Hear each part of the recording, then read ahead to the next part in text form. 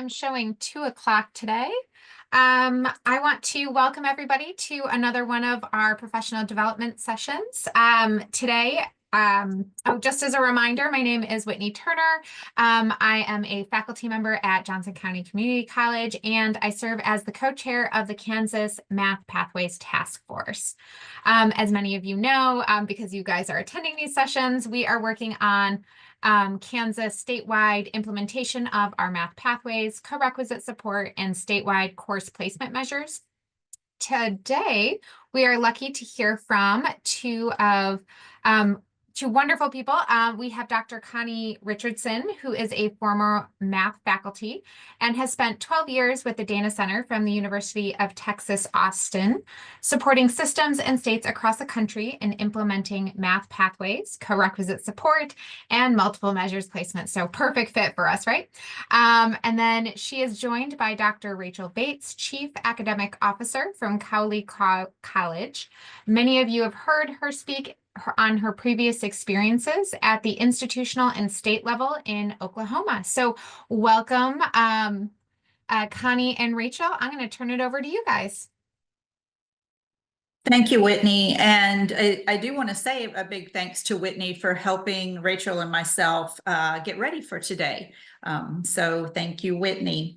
Last month, many of you were here when Dr. Kathleen Almy shared a lot of really strong information about her lessons learned in supporting institutions as they implement co-requisites. Now that you've had time to process what she shared, I wanted to take a few minutes here to just welcome questions if you had any. So I know it can be hard on the moment to think of things, but if there was anything kind of lingering, if you've thought about whether there's anything that you'd like to share or to ask, I do want to take a few minutes to do that. So feel free to unmute or to drop your question or comment in the chat.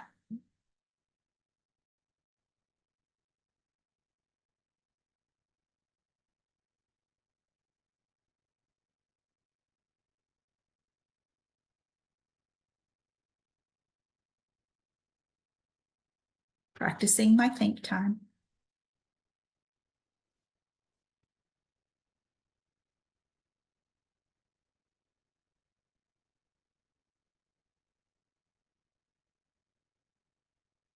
Okay, so sometimes when I get ready to move on, someone comes in with a question or comment. So now's your chance. No. Okay. If you have anything, feel free to drop it in the chat. We'll have some other opportunities a little bit later in the session for you to ask questions or make comments as well. Paul, did you have something you wanted to ask or comment? Well, I mean, we're in the midst of doing our design ourselves, and one thing that we're kind of thinking about right now is a big.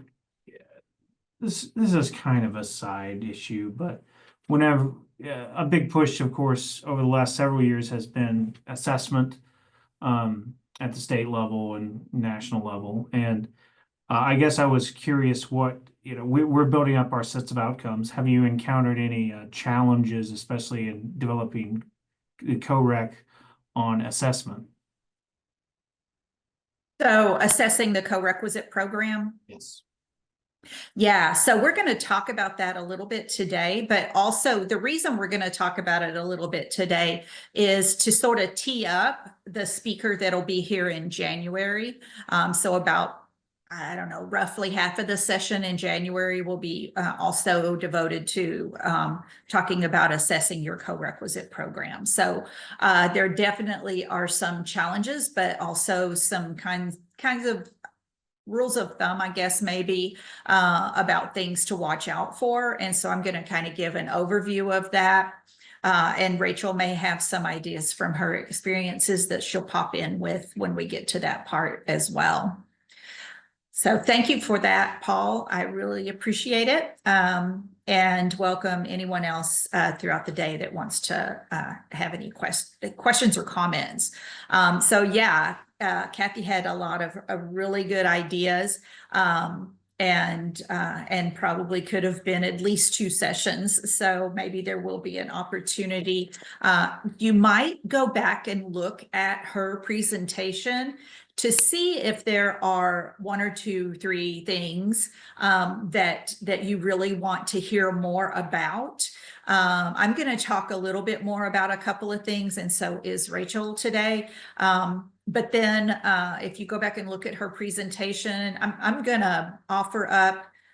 So there is on the KBOR website under Math Pathways, on the left nav bar of the website, there is a link that I think says something like Math PD. Sam, if you've got the name of that link where the presentations are posted, if you could share that, that'd be great.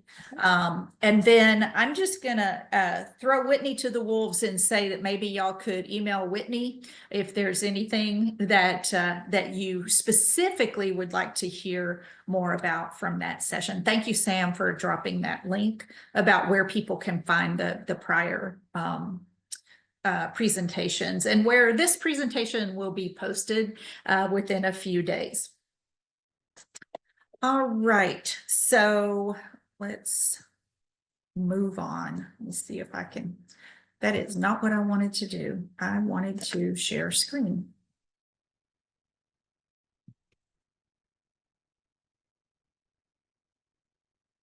Right. So we are going to talk about, this is why I asked Paul kind of a clarifying question. Are you talking about assessing your co-requisite program? Because we're going to talk about both assessing your students and assessing your co-requisite program. I was actually talking at the student level this time, but sure. At the student level? Okay, yeah, we're going to do that too. So this is an all-purpose meet your needs, hopefully. Right. So so I asked you guys if there was anything particular from Kathy's session that you maybe had questions about. And Rachel and I actually had a conversation about it from our perspective of our experiences working at state level and working with institutions. Anytime you work at the state level, you are also working with institutions, and we've both worked at the institutional level as well. And so she commented on some things related to her experiences in Oklahoma, as well as what she is working on with the faculty and staff, even now at Cowley. And so completing the appropriate gateway math and English in the first year, and advising to a program or pathway, reducing rates of undeclared status. So Rachel, can you say a little bit more about these 2 points? Absolutely, I'd be happy to, Connie. And first of all, thank you for inviting me, and thank you for those that are participating live with us this afternoon, and perhaps those that might watch this video a little bit later. I know there's a lot of angst and anxiety around all things Math Pathways right now, and so we do hope that spending a little bit of time with us helps alleviate and mitigate some of that anxiety overall. But to the point that we're talking about here, Connie, with regards to the completing the appropriate gateway math and or English in that first year, again, as professionals, we all know the challenges that students face when they delay a mathematics course, or if they do delay that English course. And so thinking about ways that our institutions perhaps unconsciously allow students to carry on semester after semester without perhaps encouragement or perhaps recommendations from the faculty or even from your advising staff to the importance of really completing that math. We know students who complete their gateway math course within the first year, they're more likely to persist their second year of college. We also know completing that gateway course really does provide us students with a sense of accomplishment. It contributes to building their confidence levels, especially for those students who are coming in perhaps with some math deficit or not a strong self-efficacy value for themselves, and that are not believing in their skill sets as a college student. We also know, in the same vein with this, that if students do delay completing their gateway course, there creates a scheduling conflict over time.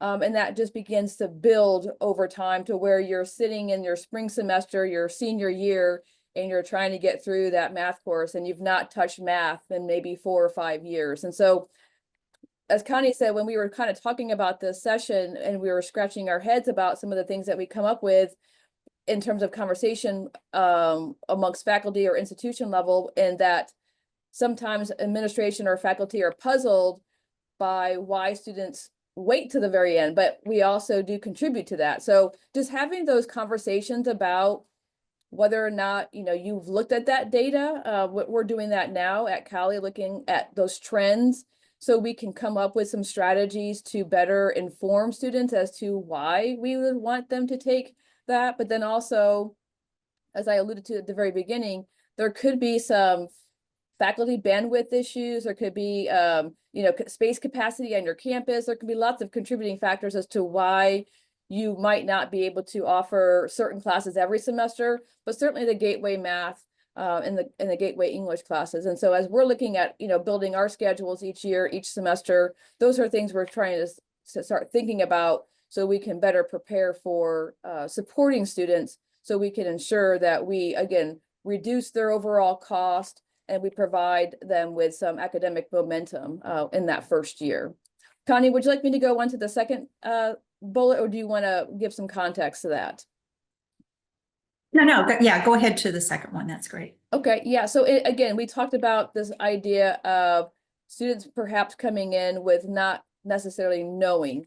I think those of us that are on this or do this work day in and day out as STEM educators or as math faculty know, many of our students know if they are STEM or if they're not, right? And so it's very clear usually for students to understand if they're going to see calculus in their pathway. And so again, this is another challenge for institutions and departments to think about. Again, are you perhaps unconsciously contributing to allowing students to go down a path that's not well defined, which is only going to enhance their frustration perhaps, or lack guidance in terms of knowing what they need to take. And so really looking at your data from your institution, again, something else that we're looking at now is, you know, how many of our students perhaps come in as that undeclared or whatever it is that we define it as. And again, what can we do as an institution to ensure that we are either educating our students, being more proactive with our students, and really defining our pathways so that students can lean into one of those 3 pathways. So we know we can do number 1, right? Which is provide them with that math course that aligns with that pathway so that they are taking that math course in that first year, getting some success, getting that one course out of the way, and hopefully we're setting them up for greater success. So thank you, Rachel. And I would say that just to add to that, that there's been several bodies of research in the last few years that really show how important Gateway Math, being in the appropriate math pathway, is to student success. And so because math pathways and co-requisites are often being implemented at the same time or relatively close to the same time as they are in Kansas, that getting students in the right math pathway is a big contributor to their success. So if you still have a lot of students in the algebraic path because it seems safer in case they change their major, then what really might happen is you've got a lot of students in college algebra co-requisite where they could be over learning the statistics that they are going to need, and you may not have the success that you want, and it looks like the co-requisite is not being successful, when what is in fact happening is that it is the pathway that is not being successful because the students are in the wrong math pathway. So I said that in a rather convoluted way. My apologies for that. I hope it made some sort of sense. A few other things that you mentioned, Rachel, and I wonder if you want to say any more about any of these. Yes, we'll take a couple of minutes to kind of work through that. I just wanted to piggyback off what you just kind of ended with there, Connie, and that was, again, having perhaps not students in the right courses. Again, it also prevents you as an institution, and again, where we know we're doing many more things for students now, and departments and institutions are struggling perhaps to meet all the demands for students by creating more targeted support services. You're going to be able to better support those students, right? So again, to the point that Connie made, if we're not doing our due diligence and providing students with the appropriate math courses or the directions to get into there, lots of different things will kind of occur. It's going to look like your co-requisite course is not successful. And then again, you still have a lot of students on your campus blindly going through their pathway, not very sure of what they need to be doing. But I'll go ahead and pivot to the other items that we identified here. Something I shared with Jennifer and the team here was some of the communication strategies that I helped develop when I was in Oklahoma. As Whitney said, I spent 5 years working at the State Regents of Oklahoma as a Associate Vice Chancellor for Educational Partnerships. And through that work, I was leading the state system in the Math Pathways work. Previously to that, for 8 years, I worked in Oklahoma as a math faculty member and a department chair. So I knew very well how to communicate, or what we needed to be doing to communicate as a state system about all the efforts that we were making with regards to the Math Pathways work. And so just out of a professional courtesy, I did share that with the KBOR staff. And so I'm happy to, once I get done speaking here, Connie, I'll share it in the chat. But that was already sent out. And again, I just kind of want to go into a little bit, I don't want to go down too far of a rabbit hole, but it really is almost equally important as your departments continue to work through this and your institution work through this, to really think about what is that communication strategy going to look like? How are you going to communicate not only to your students about the pathways, but the larger question for many is why, right? Why are we doing these things? And I think that's equally as important. We crafted lots of different communication things at the institution I was at to help with that clear communication. So we would inform our concurrent population, our high school population administratively. So our counselors and principals were supportive, but then also we created communication for parents, because again, the parents are the ones who are also helping students make some key decisions. And many parents today would not have been going through these types of programs or types of pathways when they went to school, right? So really thinking about how do we need to communicate with our stakeholders is extremely important. And as I noted here, really, working with that concurrent or dual credit population is essential as well, because many schools are still, again, intentionally, unintentionally directing students to the safer course, and that is the college algebra, because college algebra is accepted in all pathways. But to Connie's point, is that the appropriate math for students if they're really needing more statistics, or if their course really is more quantitative reasoning?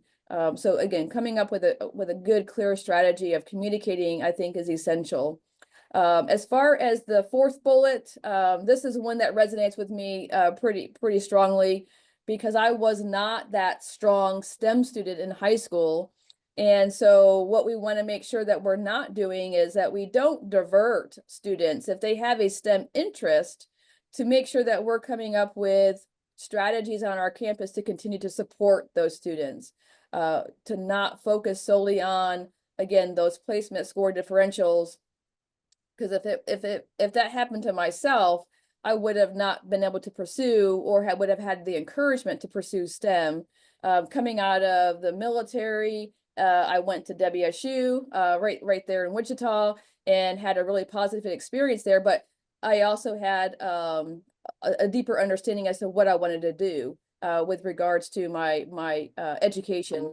Not all of our students necessarily do understand that, and so they might be coming in blindly. And if we're diverting students just based upon a placement score, we end up, again, subconsciously creating tracking, and I don't think that we want to do that.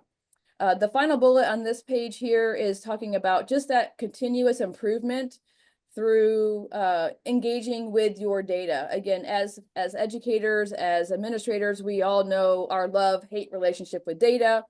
But again, I think that the important thing that I want to glean here is, again, I spent 13 years in Oklahoma as a faculty member, of course, as a department chair, then ultimately at the state regents, and we were working on this for 13 years in Oklahoma.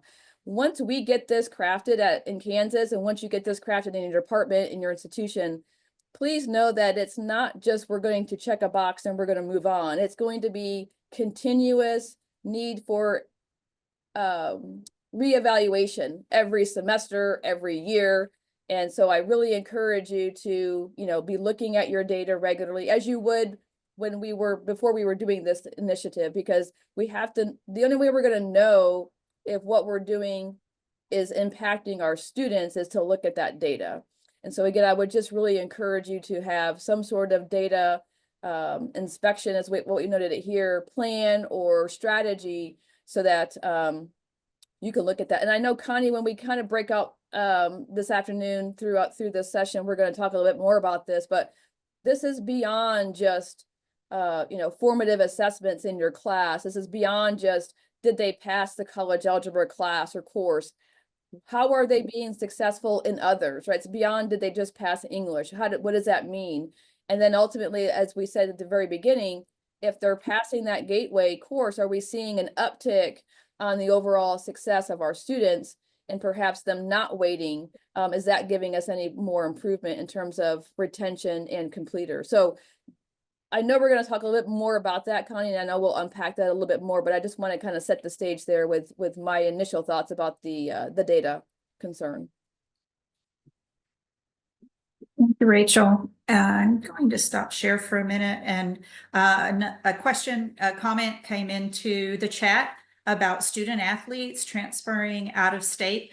And so I do understand that concern, and in the past, there was a real danger in students transferring between states and not having pathways in place. But virtually every state in the country now is doing math pathways, and at different levels, right? Like some states have been at it for 13 years and more, and it's a very mature initiative in those states, very, very, very well, very solid foundations and so on. And some states are more like Kansas, kind of at the getting started phases, just recently identified the pathways and which programs are in the pathways and so on. But every state in the country is in some level of math pathways. And so it is much safer now. And there's also just this idea too of the students getting that math credit that has the more appropriate content. And so even if they transfer somewhere where the pathway is slightly different, they typically do get substitutions, just like Kansas is talking about doing, but the department has the prerogative to make those substitutions and allow a student to count that math credit.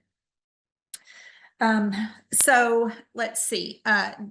Did anything come up in that discussion, or did you think of anything from Kathy's presentation that you want to ask about or comment on?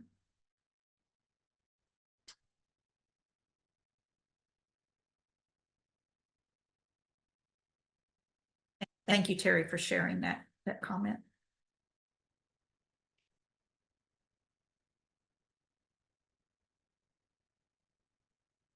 Okay, I will return to today's plan, but if you do think of anything, drop it in the chat, and we'd be happy to discuss. Now, at this point, I am going to kind of just overpower this presentation. So Rachel, if there is anything that you want to jump in and comment on, please feel free. And again, anybody feel free to comment in the chat. And let me see And I'll if I watch can the get chat this. for us too, Connie, as this is going through there. I'll watch. Thank this. you. Yep. I appreciate that, Rachel. So what are our objectives for today? What time is it? Oh, here we are, 25 minutes in, but I hope that that was some valuable information to you. And now we can look at what we were planning for today, which is developing and assessing student understanding. Those things kind of have to go hand in hand, right? We can't just talk about assessing our students if we don't talk about how do we develop their understanding prior to assessing them. So we want to examine ways to engage all students where they are and move them forward. This is a little bit more about what Kathy talked about last month when she was talking about scaffolding and problems with multiple entry points so that all students are able to grab a hold of the problem in some way.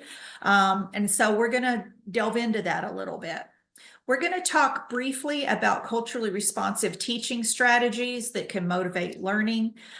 We're not going to, I'm not going to teach about culturally responsive teaching. It's a huge topic. People spend their entire careers on it now.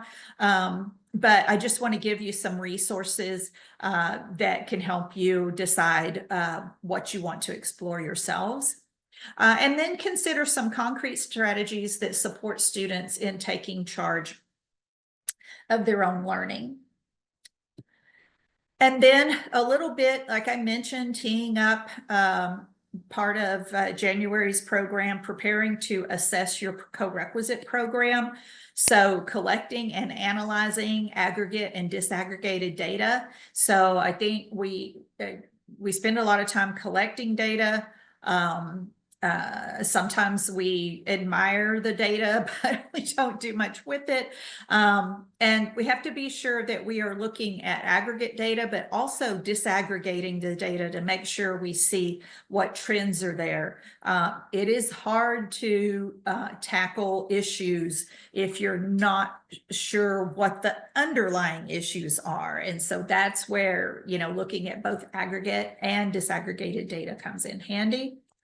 And then just a little bit about exploring incorporation of student voice into your improvement process. So, so making sure that we're not making assumptions about what students think and feel, but that we're actually finding out from the students themselves how our programs are serving them.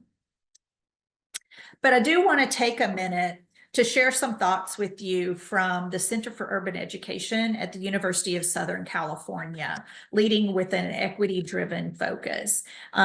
So I'm afraid this is going to sound a little preachy. I don't mean for it to sound that way. So please bear with me, and I promise that I will get to the point.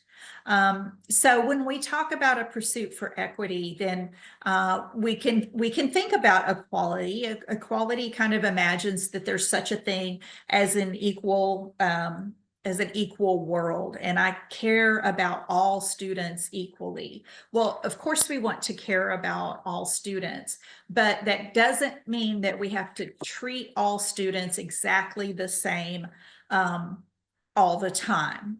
And so the world is not equal, and the students don't come to us having had equal experiences. Some students have come from poorly funded schools. If the schools are poorly funded, then it's a pretty good bet that they had less skilled teachers. So for example, first-year teachers who have had insufficient professional development, those are the ones that end up in poorly funded schools. Teachers who have been around a while, who have had more PD, kind of move up the ladder and end up at those more, I don't know, premier schools or something. And so that means that those students are getting unequal experiences. Their counselor ratios may be through the roof. And through all of those issues, they may not be even getting through all the material that they're supposed to get through. So they're entering each year at a deficit. Contrast that with some of those schools where the parents are highly educated. There's SAT and ACT tutors and so on. So obviously students coming from very unequal experiences. And when we see students in our classroom, we don't really know which background they came from, which experiences they've had. This is really resonating with me these days. Some of you know that I fell and broke my kneecap, and right now I need a wheelchair. I don't need it all the time. And not everybody needs a wheelchair, right? But right now I need a wheelchair, and thank heaven, my doctor provided me with one. I guess I should say my doctor and my insurance provided me with one. So just an example of how people have different experiences and need different supports.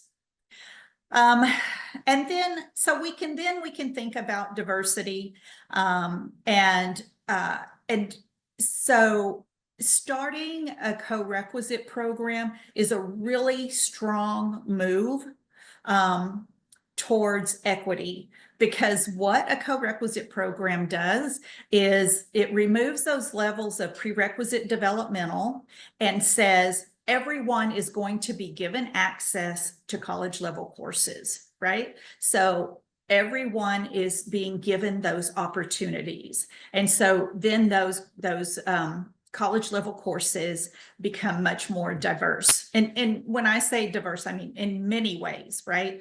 And so a co-requisite can provide that diversity, provides that access, that opportunity. But if it's not paired with the support that students need, some of you have mentioned concerns about what a disaster that can be, right? And it can be. That, I mean, we just have to face that it can be a disaster if we don't provide students with the right supports. If I don't get my wheelchair, right? If I'm going to be selfish about it today. So what we have to be sure is that the resources are redirected if necessary, or directed or provided or supplemented, so that it is addressing what students need. And so that could be invisible resources, invisible to the students, like engaging in that data disaggregation and analysis, faculty and staff training, right? Those are things that are invisible to students, but it could also be things that are visible to students. So for example, tutoring that is both free and broadly available. And when I say broadly available, I mean in person and virtual at many, many hours of the day and the evening or night. A wide range of hours. And so those are the sorts of things that we need to be sure of. Connecting students to supports. We'll talk about that a little bit more later. That's not to say that you as the faculty member have to be all things to every student, but that you are aware of the supports that are available so that you can connect students to those supports. So again, from the Center for Urban Education at USC, the definition of equity is ensuring equally high outcomes for all, removing the predictability of success or failure that currently correlates with any social or cultural factor, examining biases, and creating inclusive environments. Okay, so saying that right now, often we can predict success or failure based on social and cultural factors. We should not be able to do that. Every student should have an equal opportunity. They should have the supports that they need so that they can be successful regardless of their social and cultural backgrounds. Equity in access to courses and materials and high quality faculty, equity in learning, and equity in success. And then the definition of equity-mindedness. Equity-mindedness refers to the perspective of thinking demonstrated by practitioners who call attention to patterns of inequity in student outcomes. Practitioners are willing to take personal and institutional responsibility for the success of their students and critically reassess their own practices. It also requires that practitioners are race conscious and aware of the social and historical context of exclusionary practices in American higher ed. Just a super simple example of that. Many of you are aware of the Moore method. I was at UT for a long time. UT, just until a few years ago, had a row of statues down the main mall. Half of those were Confederate soldiers and generals and leaders.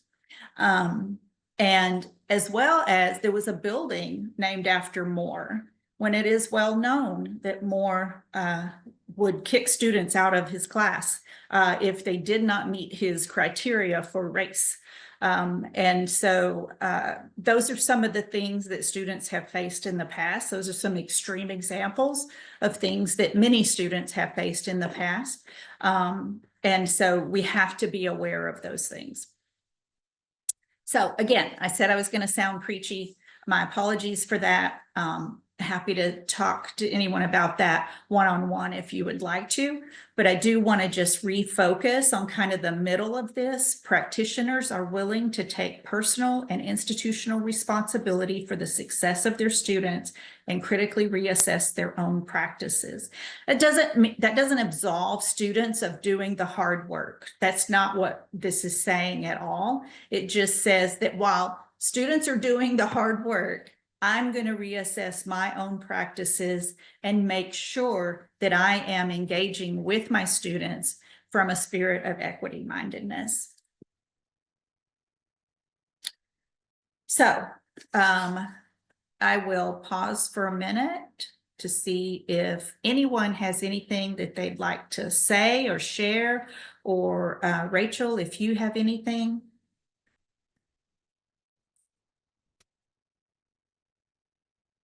Again, I'd probably just give a moment to see if we have any questions in the chat or any comments here.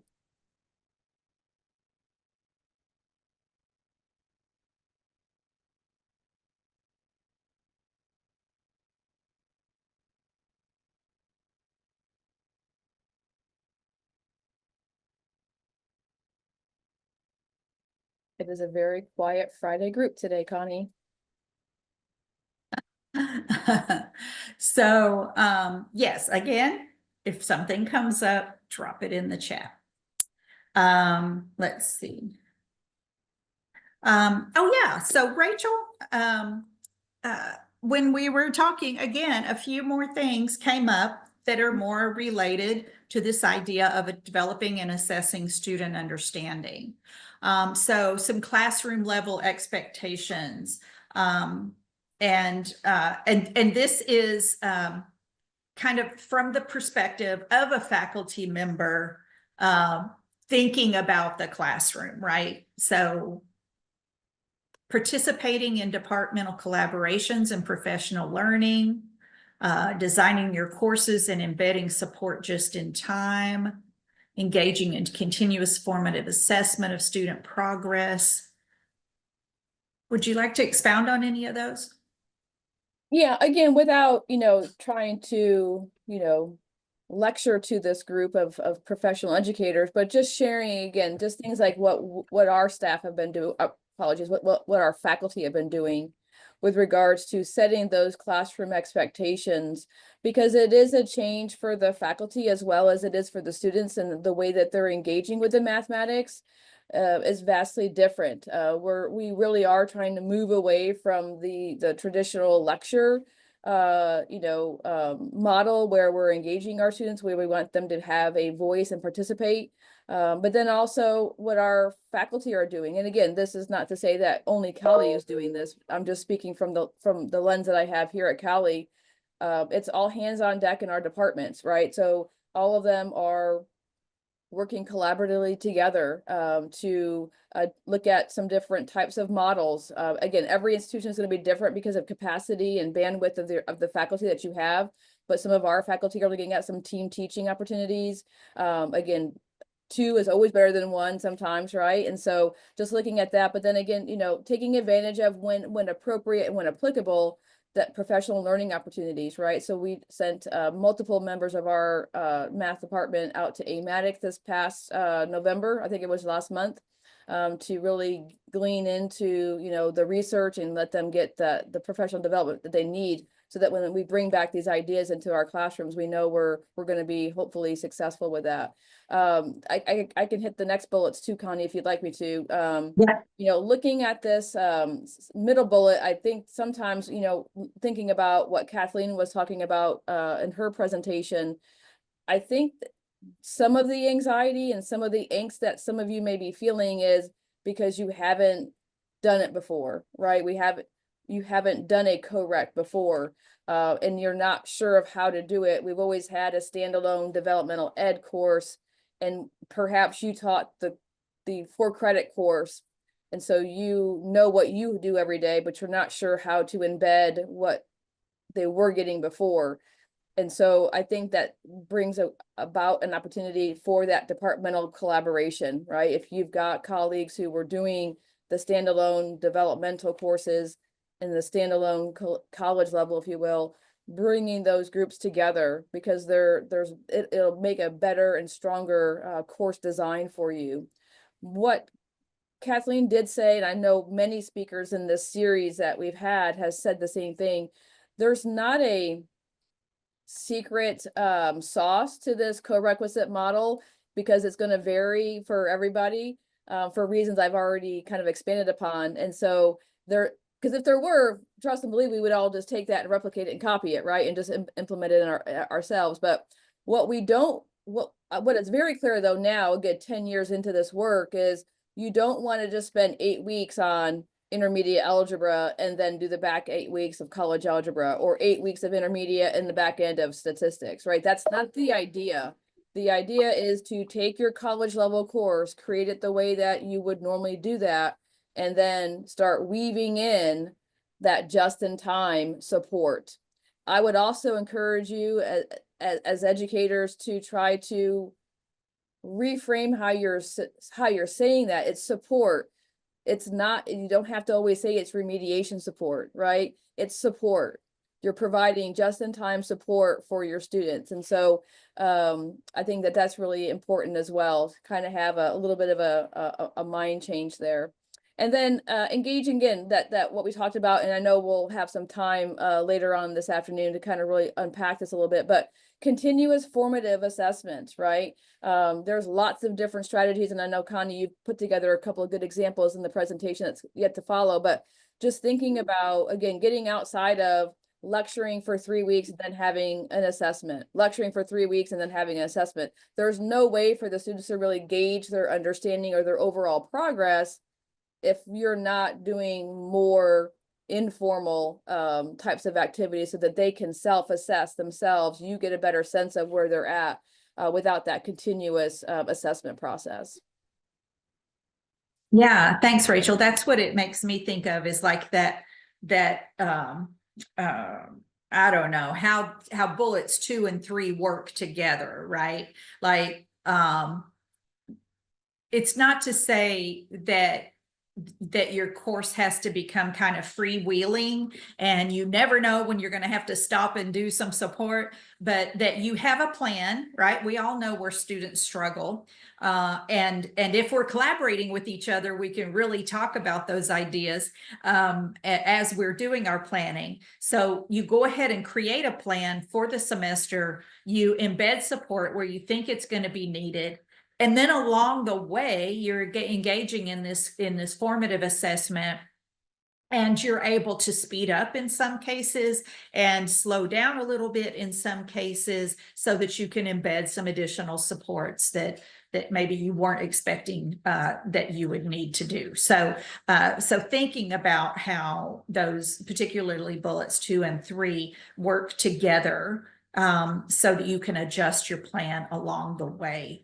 I do want to say, I think I've said this before, so my apologies if I am repeating, because I don't remember which group it was. Was it this group? Was it EIT? That if you do the intermediate plus college algebra model, then there's a lot of wasted time in there because of where topics happen, right? And so really think about that, about just looking at the college algebra course and where do you put the support in along the way.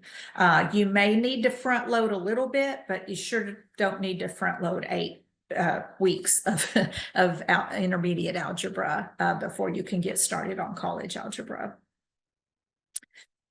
Okay, so looking at regular formative assessment, let's dig deeper into that idea from that last bullet. Regular formative assessment and how it can be used to inform just-in-time support.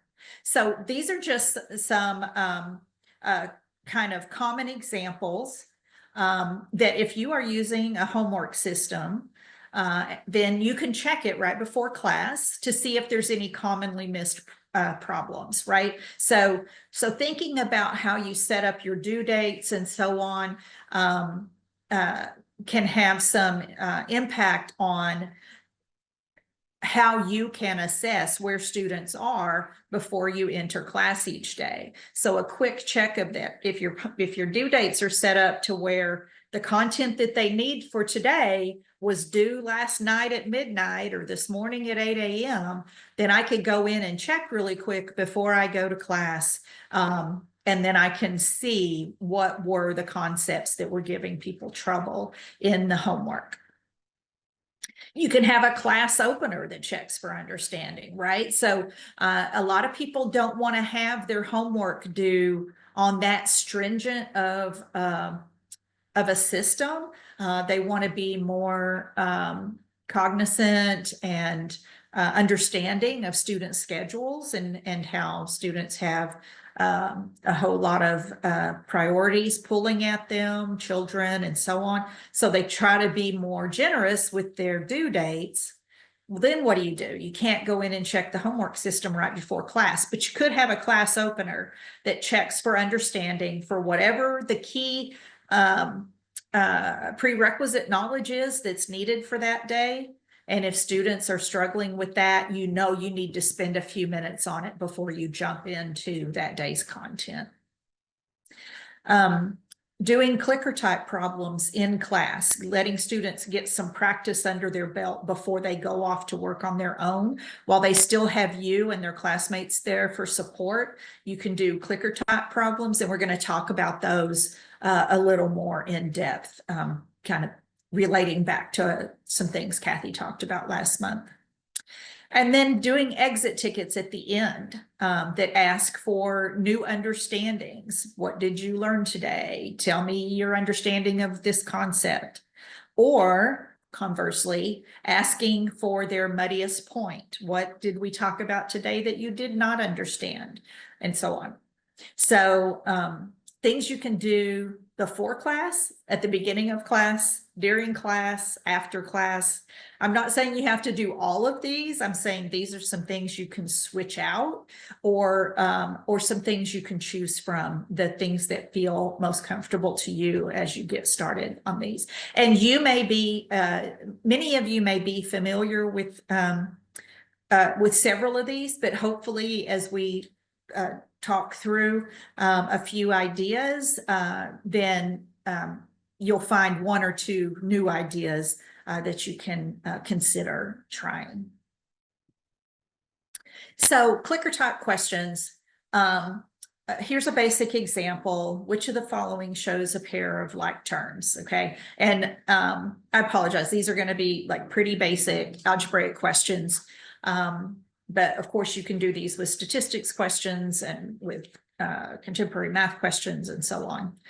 So clicker type questions. It's not to say you have to have like an expensive clicker system. Some of you may be using a phone app If you are using a phone app for clicker type questions, maybe you drop in the chat what app you're using. Some of your colleagues might appreciate knowing what you like about it.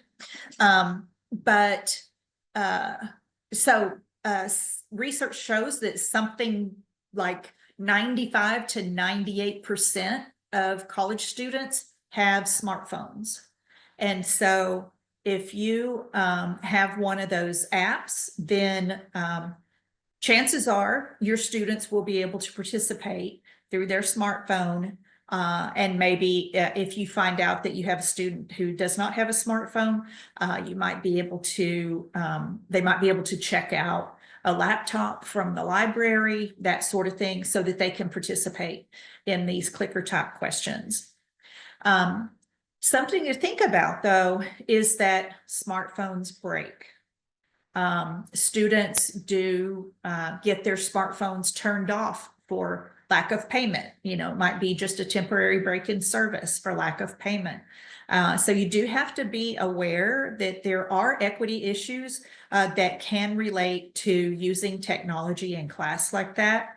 And so you can do an old school clicker type where you simply take index cards, mark A, B, C, D. Each student gets a stack with one letter on each card. And they hold, these should say A, B, C, D, not 1, 2, 3, 4. Sorry about that. So you just ask the student, hold up the card, right? What do you think the answer is? Hold up the card. Hold it in front of your chest so I can see it. Now, if you do have an app, the nice thing is you can collect data from the class. If you're using the cards, you can just look around the room and see who's participating. The issue with both of these systems, though, is I don't know if a student answers the second one. I don't know if they know what they're doing or if they don't know what they're doing and they just were lucky, right?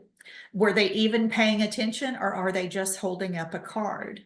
And so if all I do is ask them to answer the question, I'm not sure about the data that I get. I'm not sure if that data is valid and if I should depend on it. So what are some ways that we can modify this so that it gives us more information, gives us better information? And so an example is what is called a concept check, okay? And so how is a concept check implemented? Well, we establish the rules for participation, which is we just tell the students what I'm about to say, which is I'm going to ask you to vote, okay? I'm going to ask you to vote A, B, C, or D. And then I'm going to ask you to turn to your neighbor or to a small group and discuss with each other and make your case. Why do you think A is the answer? Or why do you think B is the answer? And then we're going to, after you've had a chance to discuss and either flesh out your thinking or change your thinking, then we're going to revote and we're going to discuss as a class. There's really clear evidence on the power of student discourse in helping students to develop and deepen their understanding. And so that's why using a concept check rather than just a simple clicker system is a much better way to not just assess where students are, but to help them deepen where they are. So here we are, our basic example, except what would we do? Now we're going to ask students to vote, and then we're going to ask them to turn and discuss, and then we'll ask them to re-vote, and then we'll discuss as a class. And hopefully the results were better the second time around, and we can discuss as a class and continue to develop student understanding by having those 2 rounds of discussion. So this is what this is an example of what Kathy was talking about, of problems where any student can enter into the problem, right? Even if they're just guessing, They can enter into the problem, and then they can engage in discussion. And they have to at least try to justify what they're thinking, and they listen to what their partner is saying that they were thinking. You can kind of up these. This is a basic example, but you can up the ante a little bit by putting none of these as one of the options. So students can't just randomly choose. I mean, they can randomly choose, but there's always in the back of their head, wait, maybe none of these is right, right? So, so they really have to, it's just another level of analysis that's required. Another kind of modification is to include several answers that are arguably right. And so Alice, Bob, and Cindy are asked to evaluate the square root of 16. Alice says the answer is 4. Bob says it's -4. Cindy says they're both correct. Who is right? So they're really going to have to think about, is it 4? Is it negative? You know, and they're going to have to really get into discussing the math there in order to make the decision of which answer is correct, or which person in this case is correct. Another way that gives you additional information is to ask, it's just a true or false question, but the students tell you what their confidence level is in their answer. So all quadratic functions have at least one x-intercept. I think that answer is true, and I'm pretty confident about it. I think it's true, but I'm not very confident. Knowing that distinction, if most of the class is saying 2 instead of 1, that's really important to know. Same thing with the 2 false options. False and not very confident, or false and very confident. So how do you create concept checks? Well, you could just use or modify multiple choice questions from the book. And, you know, as usual, we all know how to create multiple choice questions. Pick wrong answers that correspond to common misconceptions. There are some question libraries for math classes at mathquest.carroll.edu.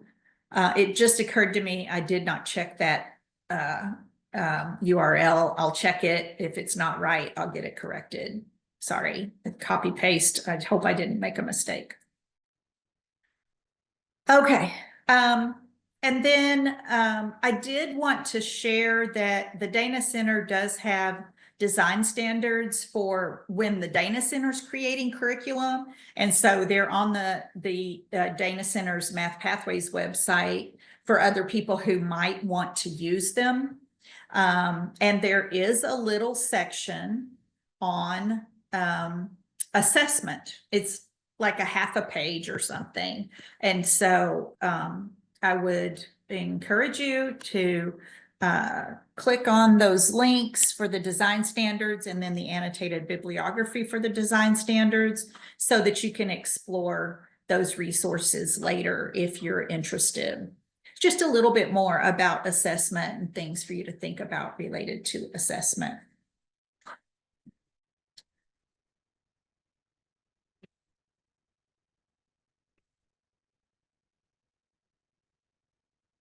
Oh, thank you, Whitney. Okay, let's see. Can't get to advance. There it goes. Okay. Now, I do want to, I mentioned just really briefly culturally responsive teaching practices. Again, some of you may know quite a bit about this. I just want to make sure that there's a kind of a high level awareness about culturally responsive teaching.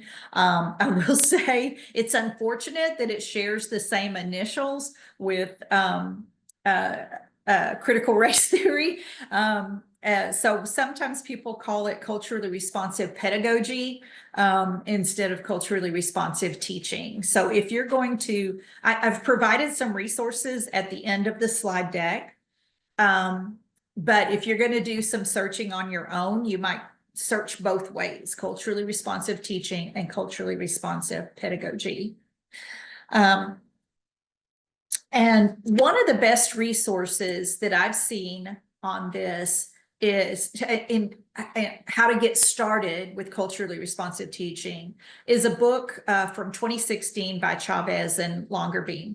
And I want to get this title right. It's called Teaching Across Cultural Strengths, a guide to balancing integrated and individuated cultural frameworks in college teaching. Okay, so it's focused at the collegiate level, okay, which a lot of resources related to teaching are K-12, right? This is specifically focused at college level. Chavez and Longerbeam are both college faculty. It is easy to understand. It's a great entry point into culturally responsive teaching. It makes a great book study for a department or across departments even, or even across campuses, if a bunch of folks across Kansas wanted to get together and study this. And so just really quick, it kind of starts you out with this idea of what is an individuated framework and what is an integrated framework.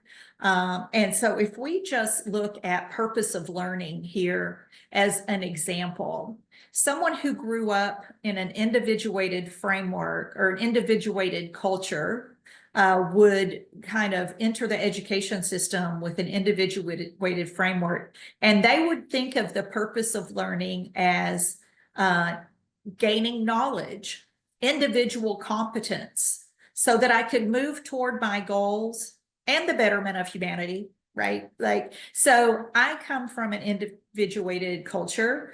I did not know that until I started studying this. And I realized that, yes, I have come to into educational settings with, well, actually any setting, I would guess, with this idea that the purpose of learning is for me to gain knowledge, for me to gain individual competence so that I can move toward my goals. And along the way, you know, I happen to want to be a teacher. And so, you know, you could say for the betterment of humanity, to help the community, right? Someone from an integrated culture or coming with an integrated framework, culturally integrated framework, looks at the purpose of learning as, I want to gain wisdom. I want to better the lives of those that I'm connected with, my family, my tribe, my community. And so the purpose of learning is not so much about me, but about what I can bring to the community and how I can support the community. So kind of a, in some ways, maybe a subtle difference, but it can really make a big difference in how learning opportunities are approached and experienced. And so there are a bunch of these categories that are addressed along the continuum. And that's not to say that anybody is all the way to the left or all the way to the right, but that these are continuums. And one of the first activities you do is you place yourself somewhere along the continuum for each of these. And then you think about how it impacts how you approach a situation, particularly when you are teaching or when you're working with your colleagues in the department. So I would just recommend this as a way to get started with culturally responsive teaching. Oh, thank you, Brooke.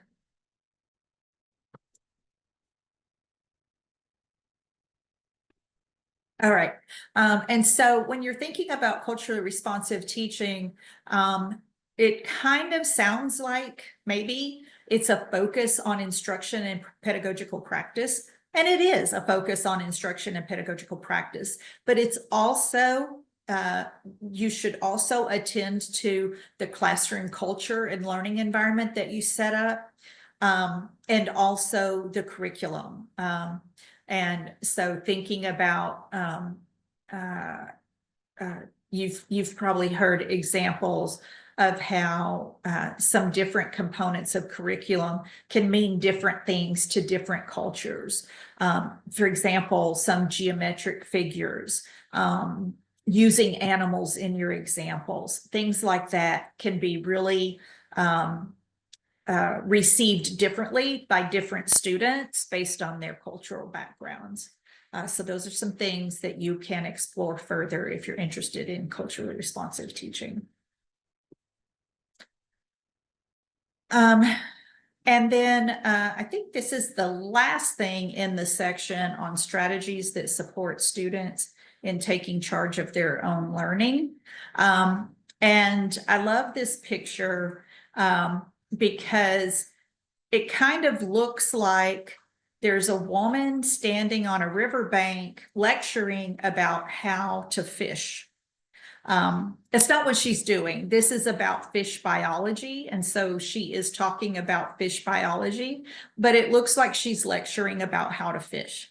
And nobody would teach anybody to fish this way, right? If you're teaching somebody to fish, you stick them out in the river, you give them their fishing pole, and you put them to work, and then you guide them and modify their technique and that sort of thing.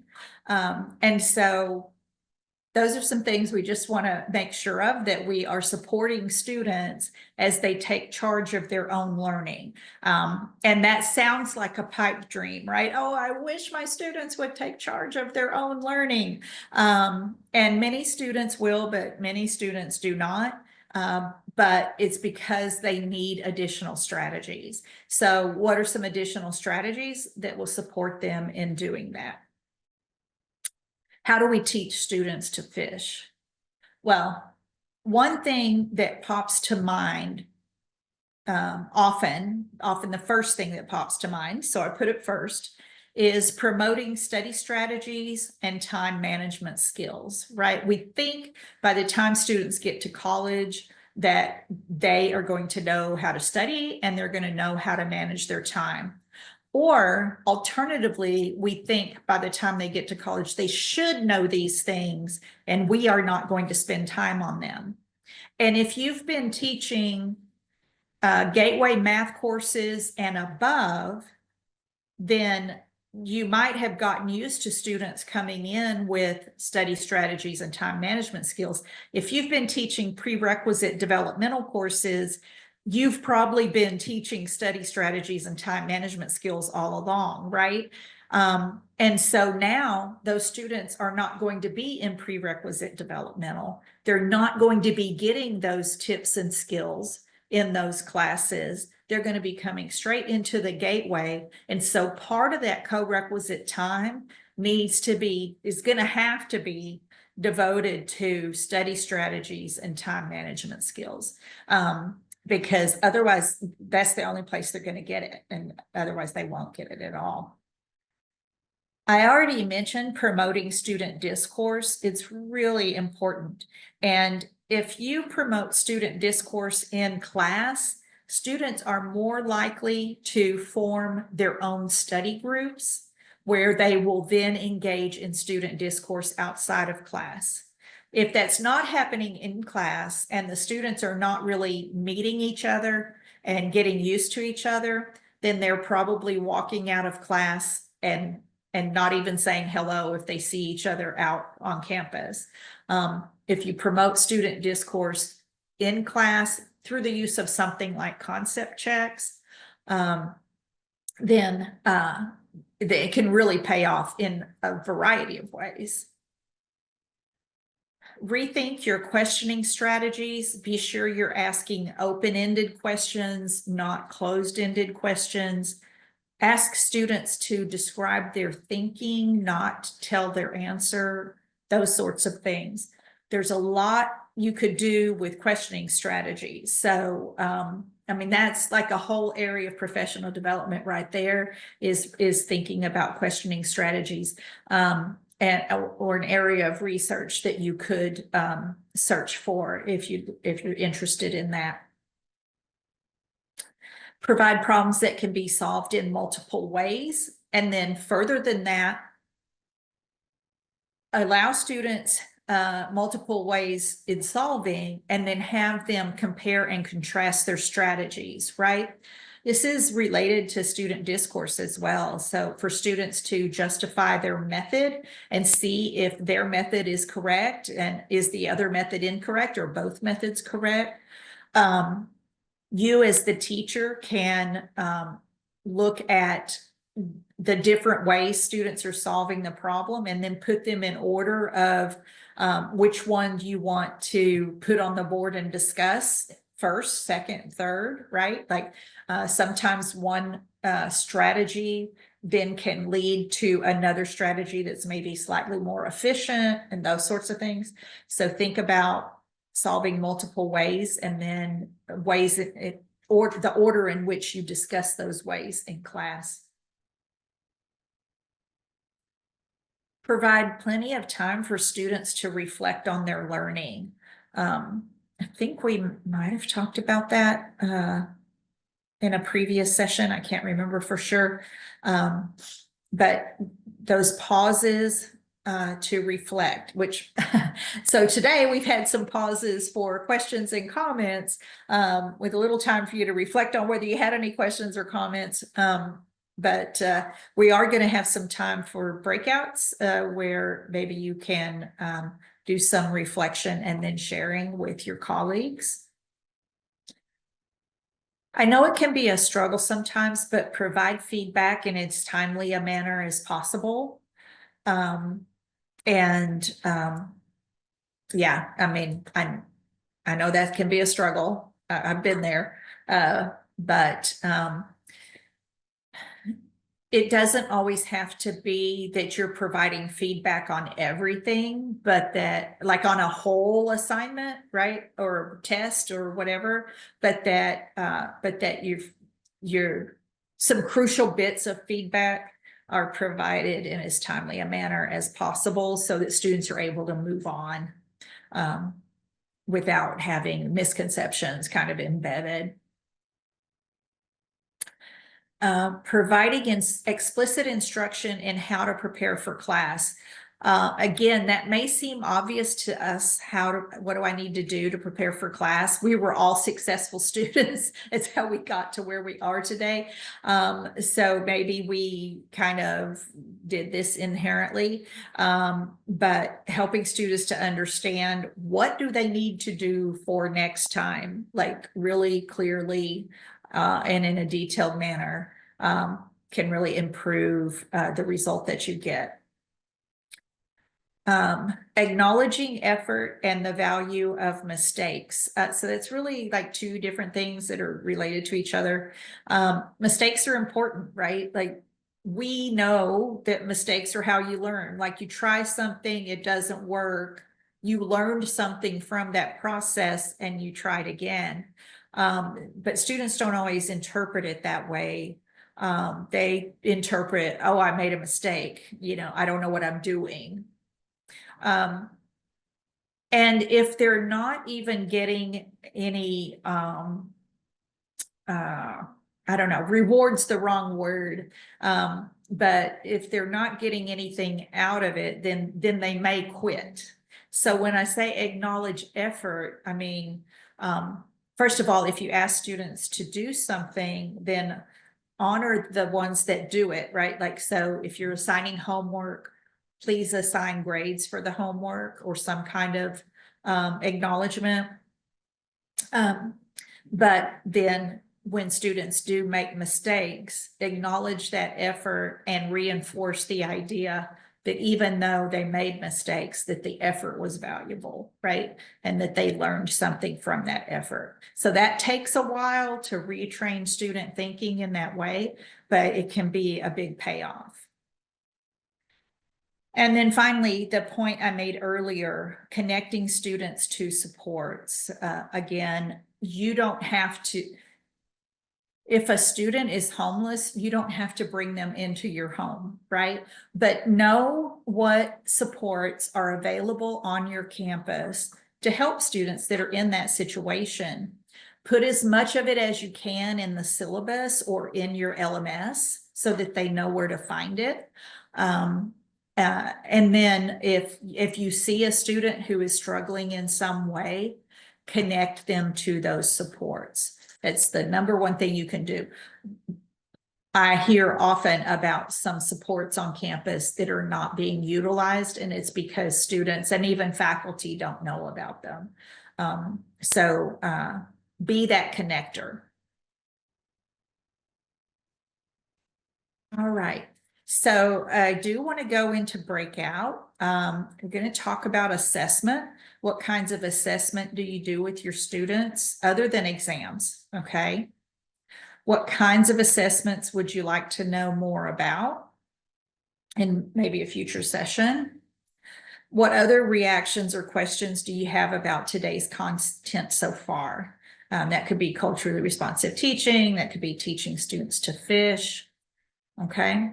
I'm gonna stop share so that I can drop these questions into the chat so that you have them waiting on you when you get into your breakout. Put some, here you go. And Whitney and Rachel and I will each be in one of the breakout rooms, so that if anybody is having any problems with what the questions are or anything like that, we can help facilitate that conversation. Okay. So let's say about 10 minutes, Whitney. Okay, I'm just working on putting people into rooms. Just give me one moment. Okay. While she does that, does anybody have any questions or comments?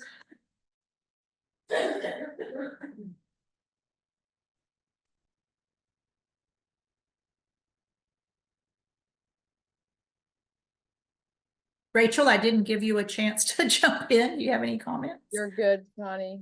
Everything you're saying is just fine.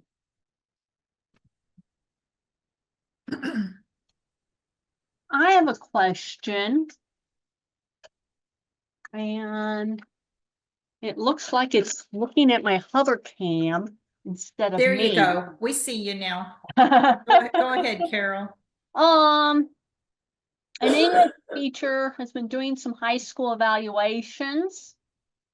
And she said she saw them doing a lot of group work where they figured things out on their own and then came back. But how does that work in a math classroom where they don't understand the math concepts? Yeah, so English is definitely different, and I will say two things. One is English is one of my teaching fields, but I always taught math because there's always a higher need for math faculty than English faculty, and so I've always taught math, but English is one of my fields, and so I can acknowledge that it is easier to do in English because it's just a different kind of background knowledge, right?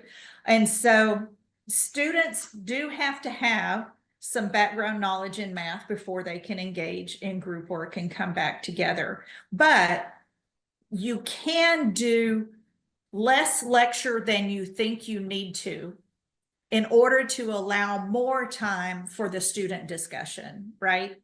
And so if you do fewer examples that are led by you and do some examples that are led by you, and then turn some of that over to student groups to do that you then debrief together, you can end up further ahead just because the students are the ones doing the thinking instead of the observing.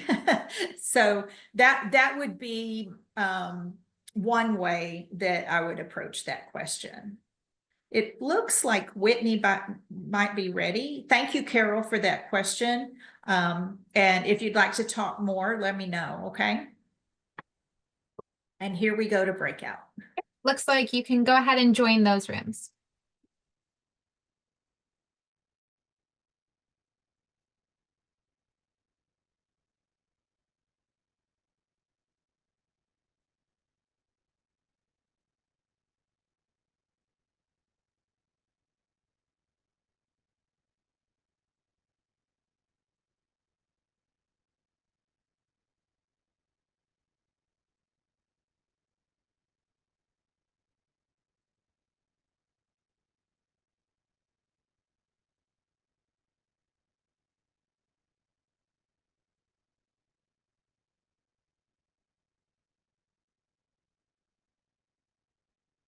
Shelby, do you have any questions? Or Mona, do you have any questions? Are you guys able to get into the breakout rooms?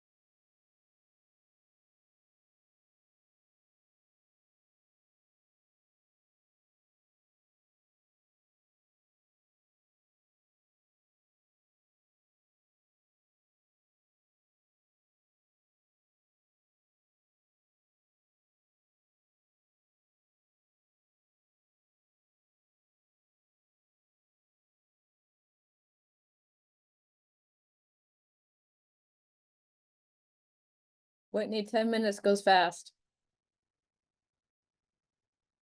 It definitely does. Hopefully, I think it was more like 13 or 14, but I think we got at least a little bit of discussion going on. In breakout room number 3, we talked a lot about the assessments that we do, like those little things, as well as like the difference between doing like an assessment and maybe doing like mastery assessments. And that was an interesting discussion. Some of us were a little bit sad about how many times students needed to take mastery to get to that point. But it was a good discussion. Yeah. What was going on in the other 2 rooms? Well, in our room, I forget which number I was now, but we talked about some very similar ideas. Haven't heard this name of it before, but they talked about using a pulse check, which would be like a for me anyways, I was looking at that as more of like a think, pair, share, but it's a pulse check where the teacher would give them 5 to 10 minutes to do a problem, and they would just pull them right from the book from a previous exam. Allows the faculty member to walk through the room and get a pulse, right? If they're struggling or not, right? And so that was a pretty neat idea. Problem posing, so students actually take the mathematics, if I wrote this down right, where they have to create their own story problem with it. Right? So you take the mathematics and you have to kind of flip that a little bit for contextual problems. Brooke did share a website. It was an NSF website, which I'm sure she'll be happy to share it with the bigger group. Again, if you're looking for resources.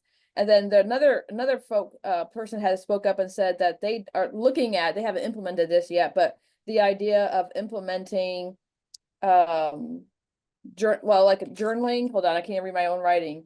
1-minute papers. So like the end of the section, end of the class period, let them do some self-reflection. And they will kind of flip-flop back and forth, sometimes on the math and then sometimes on some readings or just having them write. But the journaling idea seemed to resonate a lot in the group that I had, as well as some feedback on assessments for quizzes. A faculty member just before we transitioned over had indicated that on his quizzes, he'll ask things for feedback. You know, what did you like? What did you like? Where do you need more help, etc. So I think that was a pretty interesting perspective on ways to get that feedback and solicit feedback from students.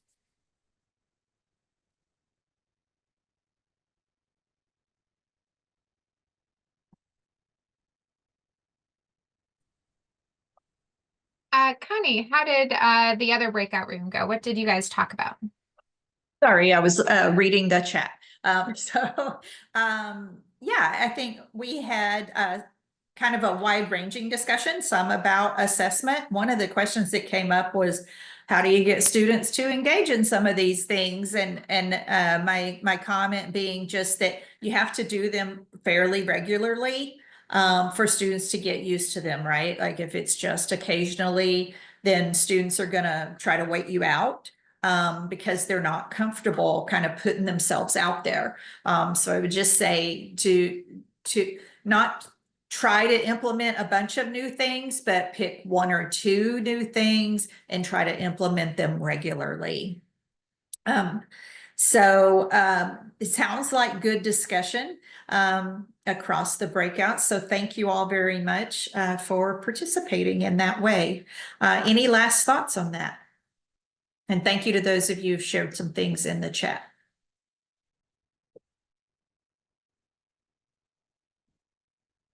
I keep trying to click on chat instead of on share.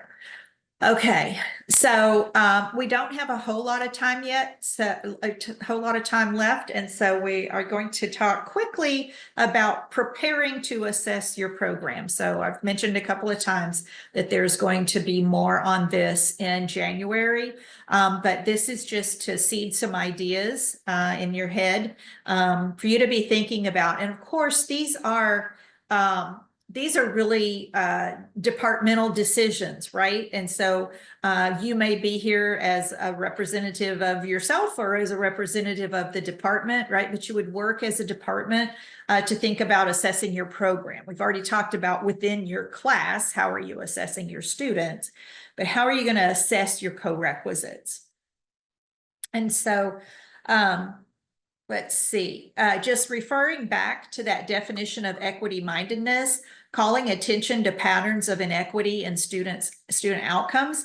So if we are not assessing our program, we cannot critically assess our own practices if we have not identified where patterns of inequity exist. And so some things to think about are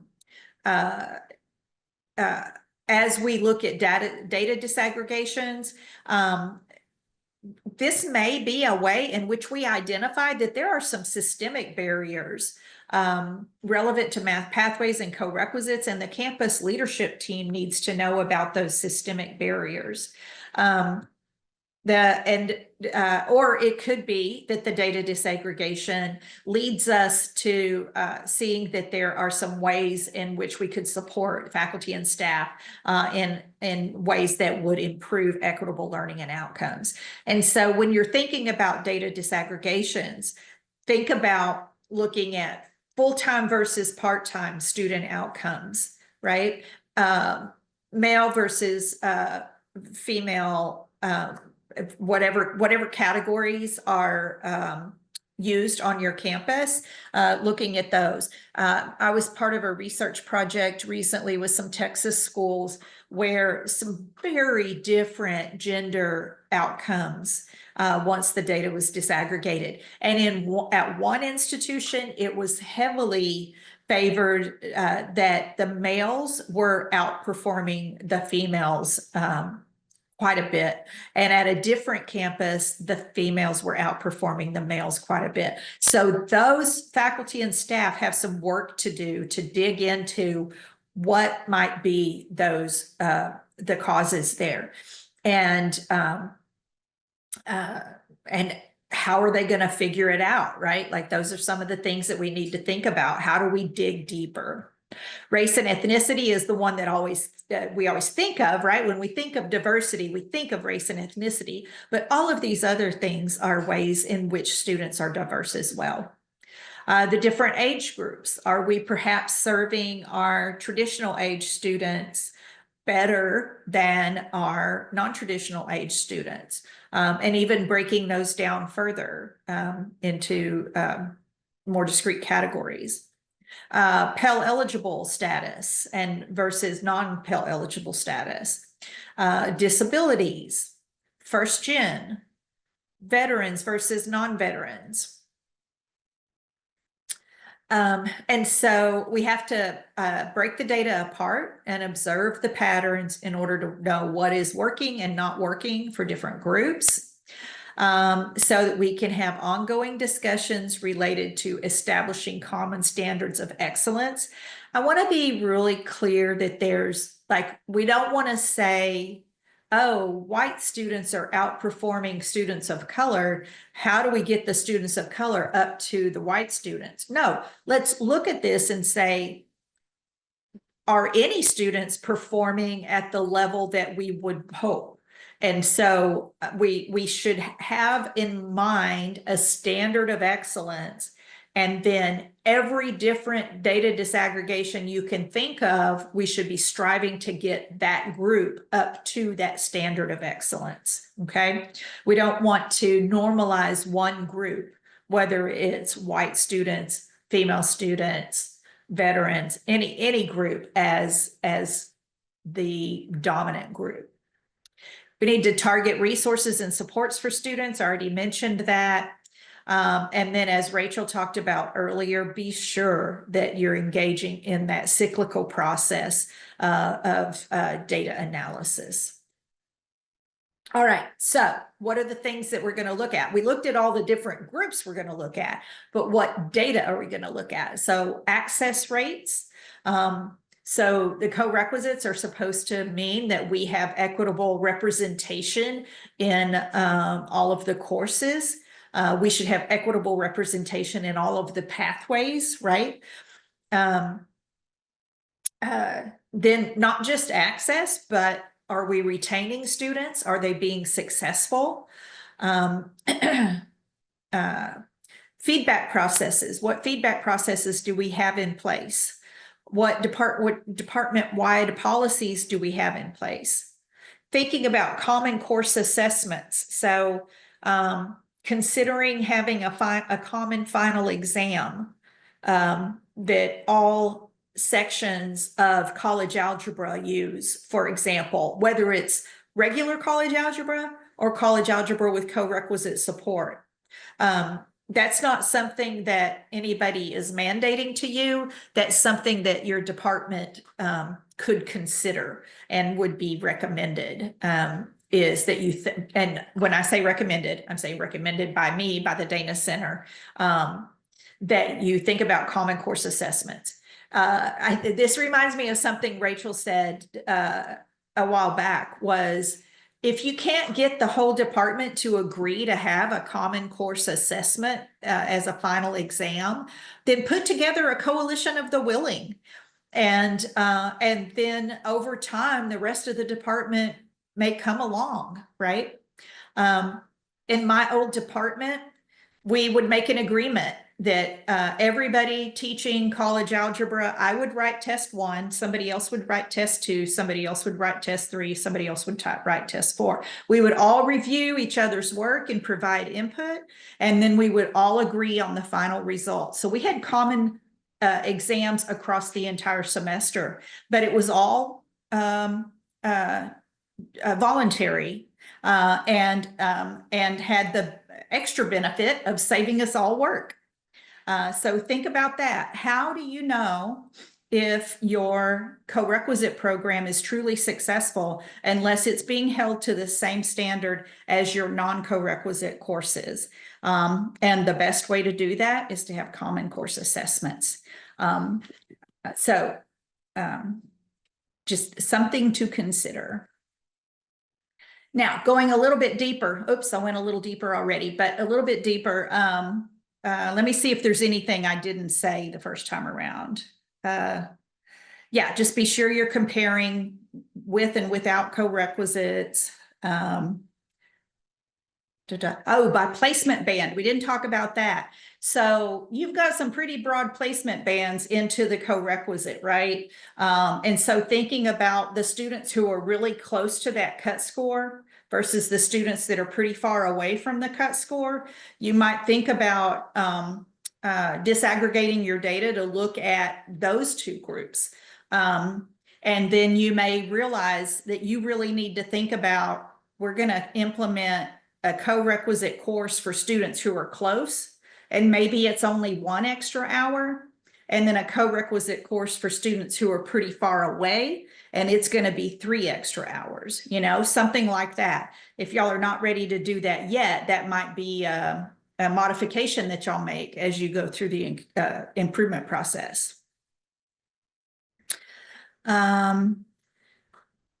Let's see, get some mid-semester and or end of semester feedback from students and faculty. That could be surveys, could be focus groups, could be both.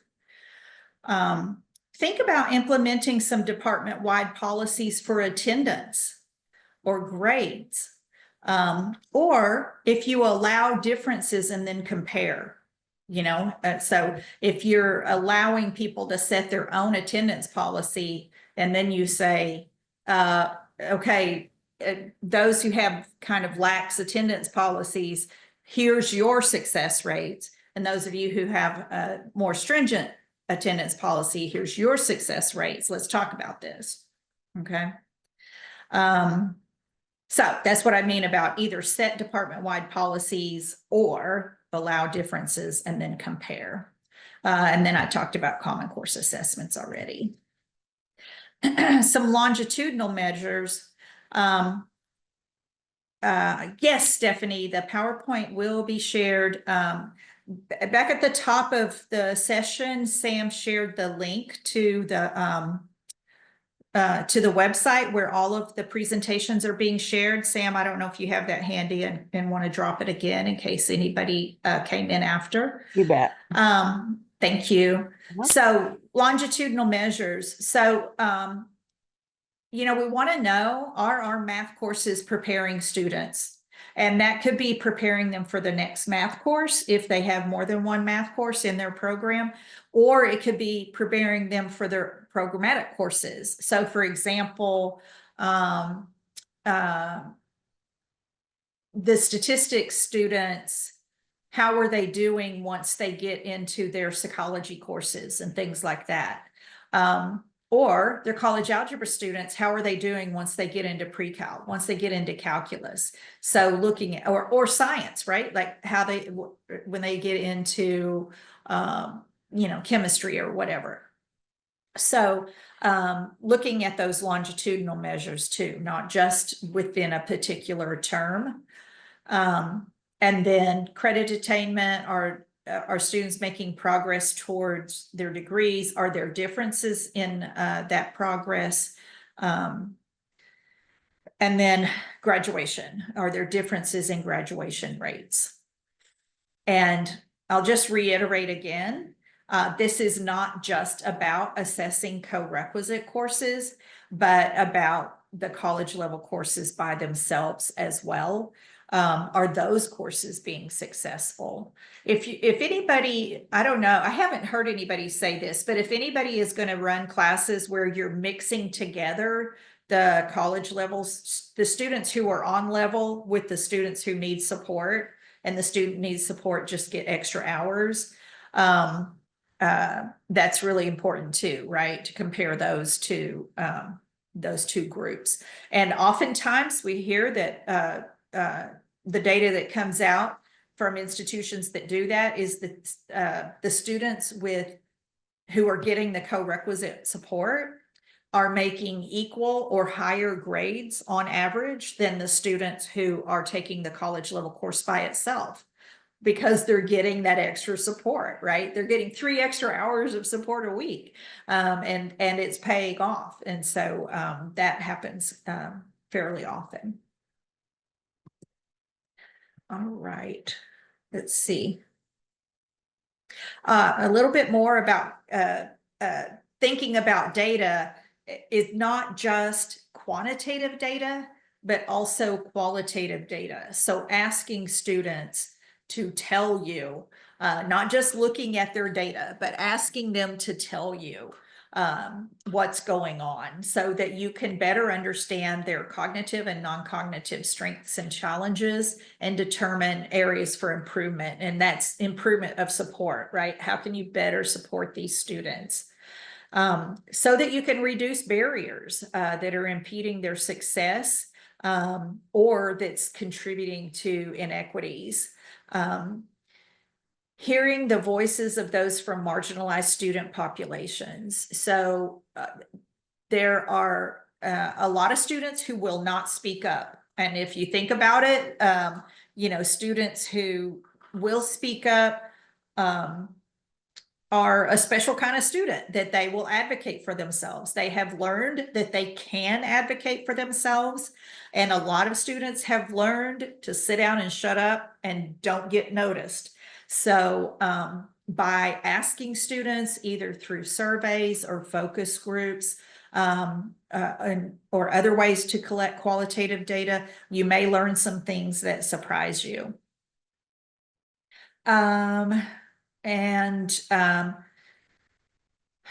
If you keep this up beyond that first semester or the math semester, you may learn about the impact on other programs, right? Like students might not know whether it's helping them in their programmatic classes because they're not there yet.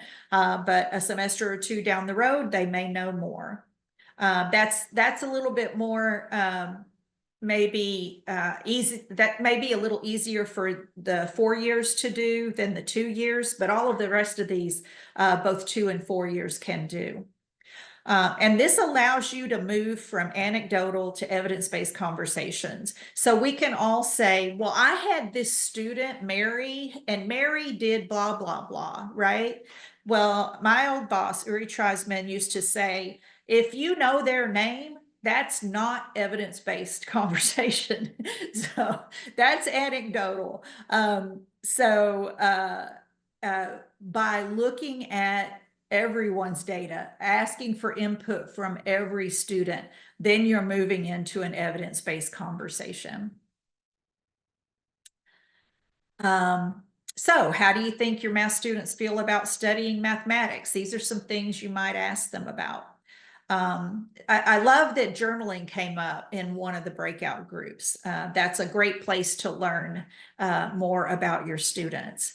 But it's also important to know what the faculty are saying, right? So this idea about voice and having input is important for all the stakeholders in this process. So what are your fellow math faculty saying? And the programmatic faculty and the advisors and the registrar's office and the tutors, all of those stakeholders, it's really important. And this may start, I may have overwhelmed everybody at this point. It's not to say that you have to ask everybody tomorrow, but that you build in this process by which you're gathering input from all of the stakeholders. Equity is at the heart of all of this. Qualitative data allows for voices of those typically not heard. And again, how do you capture that? Surveys and focus groups are the two main ways. Okay, there are other ways, like having representation. I just had had lunch with some of my old colleagues earlier this week, and they were talking about having student representation on their committees and so on, which was a new idea for them. All right. So here are some questions, but we are coming close to time as well. I think we've kind of covered all these anyway. How satisfied are we with our math students with their classroom experience? I do want to separate this. Well, separate's the wrong word. So you're probably doing evaluation, right? End of semester evaluation in your classes. You may even be doing that this week or next week. I don't know. But sometimes that can be kind of loaded in terms of an historical perspective of how those evaluations have been used. And so you might consider separating, not separating from that process if you have to do that process, but I mean, gathering student voice in another way. You can do it just by having extra questions on the evaluation. But if it seems too compliance oriented, then it could be counterproductive. So you might consider how you might do it in a separate way.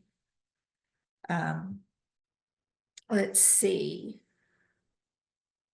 Yeah, so here, when we talk about other stakeholders, what perceptions do faculty have of why some students experience success versus students who do not experience success? You might uncover some biases, that implicit biases there that maybe some professional development could help with.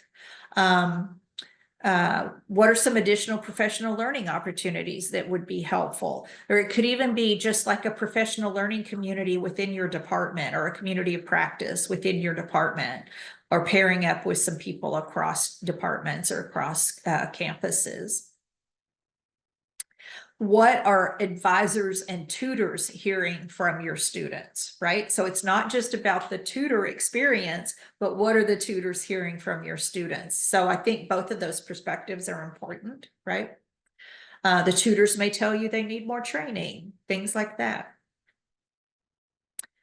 All of the data together helps us with the continuous improvement of instruction. Now, if you are going to ask for quantitative data, which you should be, it is important to work with your research offices now to develop assessment plans so they can be put into action quickly. When I say work with your research offices, I mean somebody in your department is tasked with going to the research office, setting up an appointment, and going and talking through this, right? So the department talks through what data do we need? And then the representative goes to the IR department and talks through how do we get the right data. I've seen too many times where this has been handled via email and the data that comes back is unusable. It's not what was intended. We all know how emails can be miscommunicated, right? So what comes back was not what was intended, and it was a wasted effort for everybody. So I would really encourage you to plan together what data you're going to ask for, and then have a face-to-face consultation with your IR representative to get the right data. All right, we do not have time for this breakout. So I am going to stop share and say just in our last few minutes, oh wow, really last few minutes. Any questions or comments that anybody wants to share? Feel free to unmute or to drop it in the chat. And I know Sam has to run. I don't know if Whitney has a few minutes to stay on. Yep. Whitney's like, there you Absolutely. go, volunteering me again. Okay. Nope, Yeah, I'm here. I do have one announcement, just that we have another professional development opportunity on January 24th. You'll be able to register for that next week. But it's going to be an excellent session that's going to go in more detail about assessment, and it's working with people from Complete College America and the Dana Center. Whitney, I do have one question. Where are we at on the floor scores for giving those have students been- more advice? Sure, I can speak a little bit on it. Those have been approved and sent over to Vice President Monholland. I'm not sure where it is in that system, but they have been sent over, and it's up to him how it kind of is handled from there. Okay, thank you. Yes, and I will remind everybody that those are suggested measures that you might want to introduce additional interventions for students. They're not a floor where the students can't take college algebra, right? They're there to give a level in which the student underneath those would need additional interventions, and it would be up to the college to determine what those interventions would look like. Hopefully that gives a little bit more context to what it means to be like a floor score.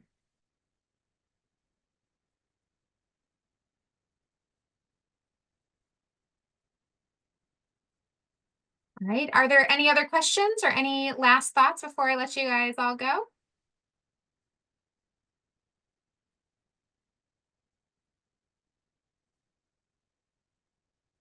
Okay, thank you guys so much for coming. I will see you guys in January. I'm really looking forward to that one. I hope to see you all there.